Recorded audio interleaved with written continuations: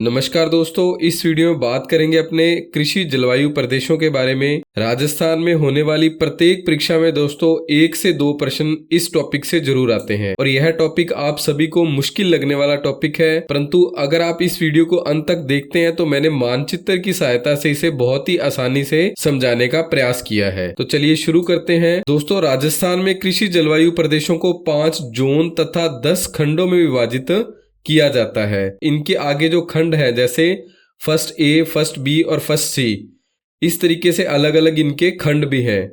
केवल जो फर्स्ट है इसके 3 खंड है, बाकी सभी के 2 है, और जो अंतिम है दोस्तों उसका कोई खंड नहीं है, वो केवल 5वां जोन ही है। सेकंड जोन में दोस्तों आपको सेकंड ए और सेकंड बी 2 खंड देखने को मिलेंगे, और थर्ड जोन में भी आपको थर्ड ए और थर्ड बी, फोर्थ जोन में भी आपको फोर्थ ए और फोर्थ बी, 5वां खंड केवल अकेला है दोस्तों। इस तरीके से राजस्थान में 5 जोन और 10 खंडों में कृषि जलवायु प्रदेशों को विभाजित किया जाता है। अब अपने मानचित्र की सहायता से समझते हैं कि कौन सा जिला किस कृषि जलवायु प्रदेश के अंतर्गत आता है। तो सबसे पहले दोस्तों अपने बात करते हैं श्रीगंगानगर और हनुमानगढ़ की। यह दोनों जिले दोस्तों राजस्थान में फर्स्ट बी यानी कि सिंचित उत्तरी पश्चिमी मैदानी प्रदेश के अंतर्गत आते हैं। जो गंगानगर और हनुमानगढ़ है ये सिंचित उत्तरी पश्चिमी मैदानी कृषि जलवायु प्रदेश के अंतर्गत आते हैं।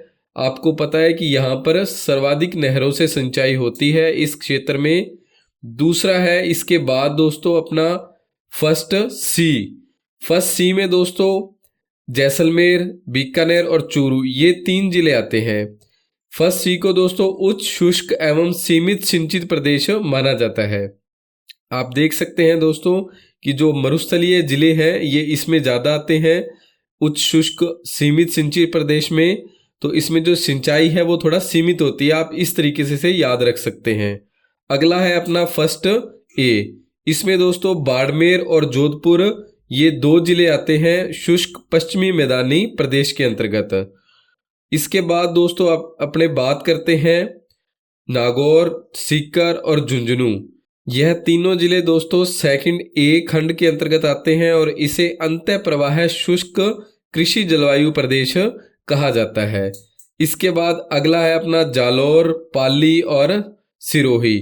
ये तीनों जिले दोस्तों सेकंड बी जो खंड है इसके अंतर्गत लूणी बेसिन का संक्रांति मैदानी कृषि जलवायु प्रदेश के अंतर्गत आते हैं। आगे है दोस्तों राजस्थान का अजमेर, जयपुर, टोंक और दौसा जिला। ये चारों जिले दोस्तों थर्ड ए खंड है इसके अंतर्गत आते हैं और इसे अर्ध शुष्क पूर्वी मैदानी कृषि जलवायु प्रदेश कहा जाता है। अर्ध शुष्क पूर्वी मैदानी प्रदेश के अंतर्गत अजमेर, जयपुर, दौसा और टोंक, ये 4 जिले आते हैं। इसके बाद आगे है दोस्तों सवाई माधोपुर, करौली, अलवर, भरतपुर और धौलपुर। ये 5 जिले दोस्तों राजस्थान के थर्ड बी कृषि जलवायु प्रदेश का जो खंड है उसके अंतर्गत आते हैं और इसे बाढ़ प्रभावित पूर्वी मैदानी प्रदेश कहा जाता है। बाढ़ प्रभावित पूर्वी मैदानी कृषि जलवायु प्रदेश के अंतर्गत सवाई माधोपुर, करौली, धौलपुर, भरतपुर और अलवर, ये 5 जिले आते हैं। इसके बाद दोस्तों भीलवाड़ा, राजसमंद और चित्तौड़गढ़, और कुछ क्षेत्र जो उत्तरी क्षेत्र है उदयपुर का, वो किसके अंतर्गत आता है? उप आर्द्र दक्षिणी मैदानी कृषि जलवायु प्रदेश के अंतर्गत, और खंड है ये फोर्थ ए। इसके बाद बात करते हैं खंड बी की। तो इसमें प्रतापगढ़, बांसवाड़ा और डूंगरपुर, ये तीनों जिले फोर्थ बी खंड के अंतर्गत आते हैं और इसे आर्द्र दक्षिणी मैदानी कृषि जलवायु प्रदेश कहा जाता है।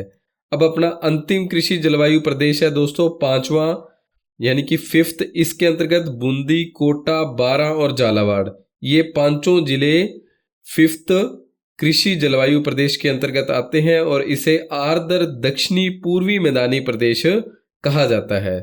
दोस्तों अब इनसे संबंधित जो अन्य महत्वपूर्ण बातें हैं अपने वो भी जान लेते हैं, क्योंकि परीक्षा में इससे भी प्रश्न अक्सर पूछे जाते हैं।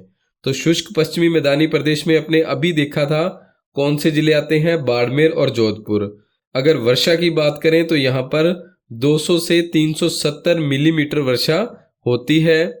प्रमुख फसलें यहाँ पर दोस्तों खरीफ में बाजरा, मोठ और तिल, और रबी में देखें तो गेहूं, सरसों और जीरा यहाँ की प्रमुख फसलें हैं शुष्क पश्चिमी मैदानी प्रदेश की। मिट्टी का जो प्रकार है यहाँ पर दोस्तों मरुस्थलीय मृदा यहाँ पर देखने को मिलती है। यहाँ की विशेषता है कि तापमान यहाँ पर अधिक रहता है और ग्रीष्म काल में धूल भरी आंधियां चलती है। यहाँ का जो कृषि अनुसंधान केंद्र है मंडोर जोधपुर में स्थित है। अब बात करते हैं सिंचित उत्तरी पश्चिमी मैदानी प्रदेश की। इसके अंतर्गत श्रीगंगानगर और हनुमानगढ़ ये 2 जिले आते हैं। वर्षा यहाँ पर 100 से 350 मिलीमीटर होती है। प्रमुख फसलें यहाँ पर दोस्तों खरीफ में कपास, गवार, गन्ना व दालें, और रबी में यहाँ पर गेहूं, चना और सरसों यहाँ की प्रमुख फसलें हैं। मृदा का प्रकार यहाँ पर दोस्तों लवणीयता से युक्त जालोड़ मृदा श्रीगंगानगर और हनुमानगढ़ जिले में देखने को मिलती है। इस प्रदेश के कुछ भाग में जल प्लावन की समस्या होती जा रही है। जल प्लावन जिसे अपने स्थानीय भाषा में सेम के नाम से जानते हैं, तो यहाँ पर क्या है, ये समस्या इन दोनों जिलों में देखने को मिल रही है दोस्तों। कृषि अनुसंधान केंद्र यहाँ का गंगानगर जिले में स्थित है। इसके बाद बात करते हैं उच्च शुष्क एवं सीमित सिंचित प्रदेश की। इसके अंतर्गत दोस्तों राजस्थान का जैसलमेर, बीकानेर और चूरू ये तीनों जिले आते हैं। वर्षा यहाँ पर 100 से लेकर 350 मिलीमीटर तक होती है। प्रमुख फसलें यहाँ पर खरीफ में बाजरा, गवार और दालें, रबी में यहाँ पर गेहूं, जौ और सरसों, साथ ही चना भी रबी में यहाँ पर प्रमुख रूप से होता है। मिट्टी का प्रकार यहाँ पर दोस्तों मरुस्थलीय मृदा है, क्योंकि आप देख सकते हैं ये मरुस्थलीय जिले हैं। विशेषता यहाँ की यह सबसे बड़ा कृषि जलवायु प्रदेश है। जो उच्च शुष्क एवं सीमित सिंचित प्रदेश है दोस्तों, यह सबसे बड़ा कृषि जलवायु प्रदेश है।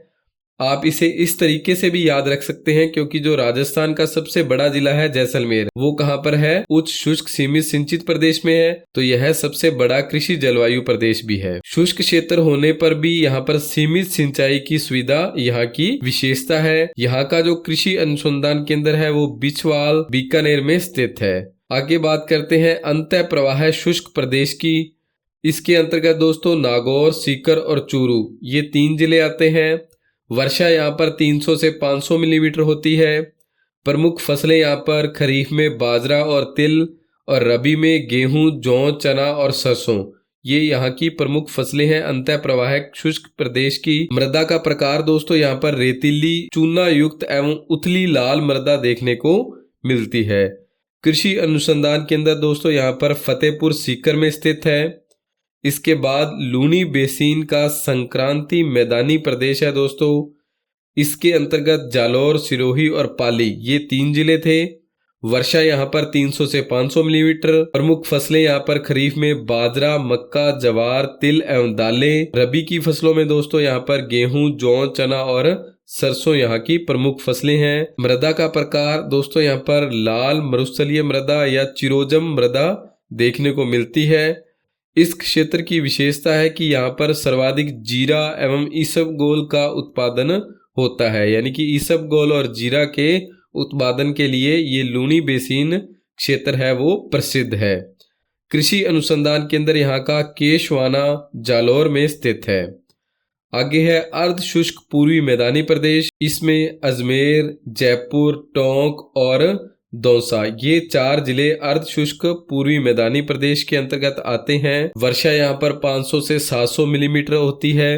प्रमुख फसलें यहाँ पर बाजरा और दालें खरीफ में, और रबी में गेहूं, जौ, चना और सरसों। अर्ध शुष्क पूर्वी मैदानी कृषि जलवायु प्रदेश में दोस्तों जो मिट्टी है वो पूर्वी भाग में चिरोजम तथा पश्चिमी उत्तरी भाग में चूनी मृदा देखने को मिलती है, यानी कि यहाँ की मिट्टी में चूना देखने को मिलता है। कृषि अनुसंधान केंद्र यहाँ का दुर्गापुरा, जयपुर में स्थित है।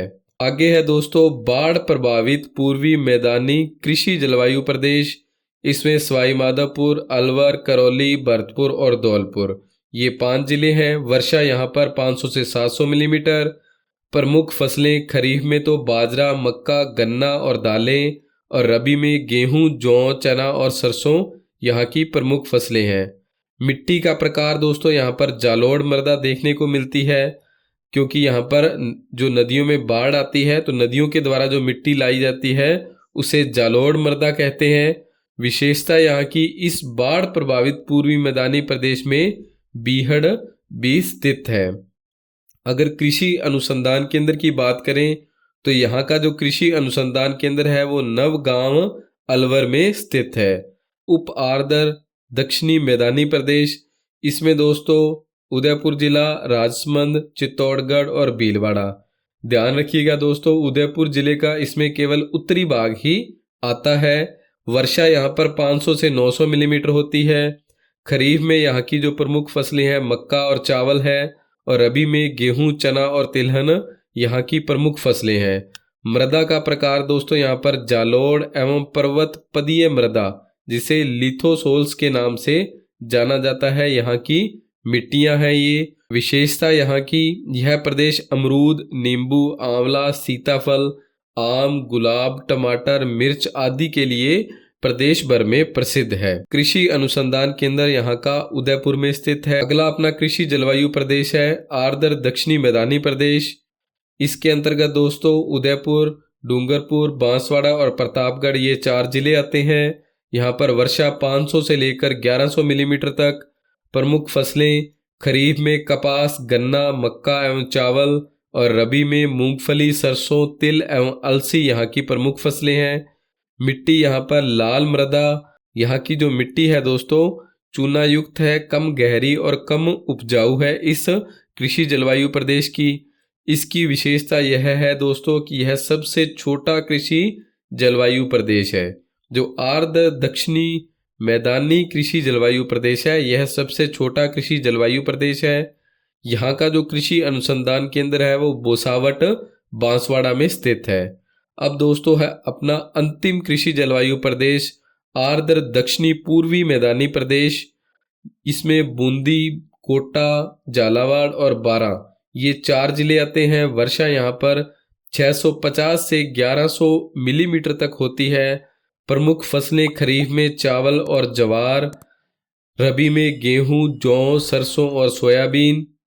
मिट्टी यहाँ पर दोस्तों काली, जालोड़ एवं चिकनी मिट्टी। विशेषता इस क्षेत्र की, इसमें अफीम का उत्पादन झालावाड़, कोटा तथा बारां जिलों में होता है। और यहाँ का जो कृषि अनुसंधान केंद्र है उमेदगंज, कोटा में स्थित है। दोस्तों अगर आपको यह कलर PDF नोट्स चाहिए तो आप हमें व्हाट्सअप कर सकते हैं 8619845353 पर।